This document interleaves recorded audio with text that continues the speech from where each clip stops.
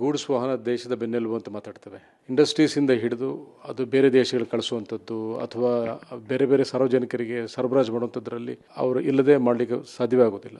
ಒಂದು ಕಡೆ goods transportation ಆಗಿರ್ಬೋದು, ಇನ್ನೊಂದು ಕಡೆ ರೈತರ ಒಂದು ಪದಾರ್ಥಗಳನ್ನು ಟ್ರಾನ್ಸ್ಪೋರ್ಟೇಷನ್ ಆಗಿರ್ಬೋದು. Electronics is becoming A very major market in the country. ಇವತ್ತು ನಮ್ಮ ದೇಶದಲ್ಲಿ ಲಾಜಿಸ್ಟಿಕ್ಸ್ ಯಾವ ಮಟ್ಟಕ್ಕೆ ಬೆಳೆದಿದೆ ಅಂತ ಹೇಳಿದ್ರೆ, ಡೆಲ್ಲಿ, ಬ್ಯಾಂಗ್ಳೂರು, ಹೈದರಾಬಾದ್ ಯಾವುದೇ ಇರ್ಬೋದು, ಇಂಥ ನಗರಗಳಲ್ಲಿ ಲಾಜಿಸ್ಟಿಕ್ಸನ್ನು ಸರಿಯಾಗಿ ನಿರ್ವಹಣೆ ಮಾಡಿದ್ರೆ ಖಂಡಿತ ಭಾಳಷ್ಟು ಅನ್ವಾಂಟೆಡ್ ವೇಸ್ಟೇಜ್ ಟೈಮ್ಗಳನ್ನು ನಾವು ಕಡಿಮೆ ಮಾಡಿಕೊಂಡು ಆ ಪದಾರ್ಥಗಳನ್ನು ಎಫಿಷಿಯೆಂಟ್ ಯೂಸ್ ಮಾಡಲಿಕ್ಕೆ ಈ ಒಂದು ವಾಹನಗಳ ಉಪಯೋಗಕ್ಕೆ ಬರ್ತದೆ. ಜಸ್ಟ್ ನಾಟ್ ಈ ವಾಹನಗಳು ಬರೀ ಗೂಡ್ಸ್ ವೆಹಿಕಲ್ ಆಗಿ ಆಗೋದಿಲ್ಲ, ಕೆಲವು ಕೋಲ್ಡ್ ಸ್ಟೋರೇಜ್ ವೆಹಿಕಲ್ಸು ಬರ್ತದೆ.